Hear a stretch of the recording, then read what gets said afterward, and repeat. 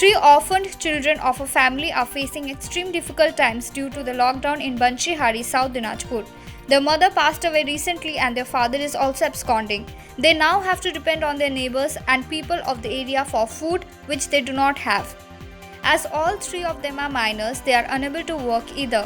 They now wish and hope that some NGO, society or some family take care of them for their survival.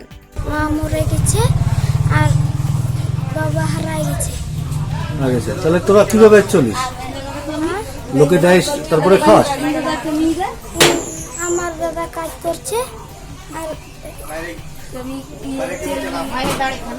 চাচ্ছি যে সরকার কিছু সাহায্য দিলে ভালো হবে তোদের? হ্যাঁ দাদা 3জন। ঠিক আছে। আমার ভাই বোন আর তুই? বাবা মা? হ্যাঁ বাবা মা? আমার মা মারা গেছে আর আমার বাবা হারা গেছে। সময় চাল পাঠায় আর শেষ হয়ে গেলে আমার মামার দাদা। The COVID-19 pandemic worldwide has now 26,56,622 confirmed cases, 1,85,166 deaths and patients recovered, 7,29,873. In India, 21,393 active cases have been detected and there were 681 deaths. 4,258 patients have been discharged so far. The recovery rate is 19.89% as per government records. 1,409 fresh cases in the last 24 hours. At 5,652, Maharashtra has the highest number of cases among Indian states. The Delhi AIIMS director Randeep Guleria has stated that various centers have started using convalescent plasma across India. This is that the blood of recovered patients, many of whom have donated voluntarily, be used on COVID-19 positive patients as treatment.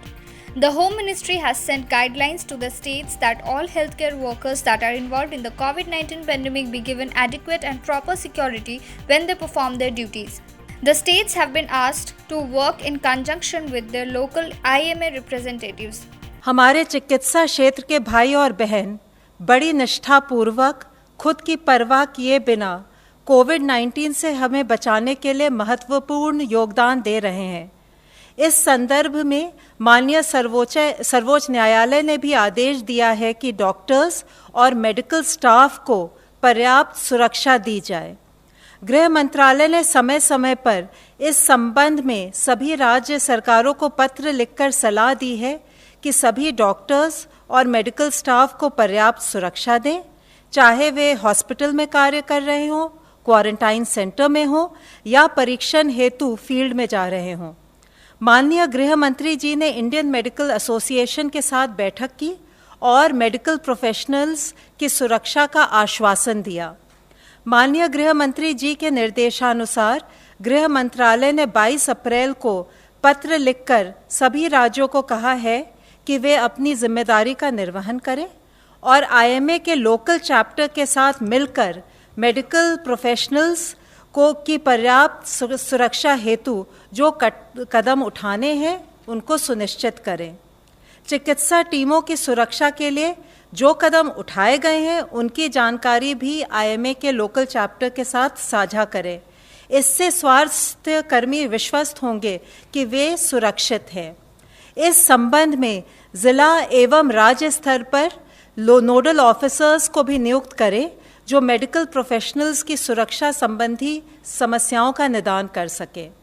अगर किसी भी medical staff के खिलाफ कोई भी हिंसा या अनुचित व्यवहार की घटना होती है तो दोषियों के खिलाफ आपदा प्रबंधन अधिनियम 2005 के अंतर्गत सख्त कार्रवाई होनी चाहिए। इसके बारे में जनता में भी जागरूकता पैदा करनी चाहिए।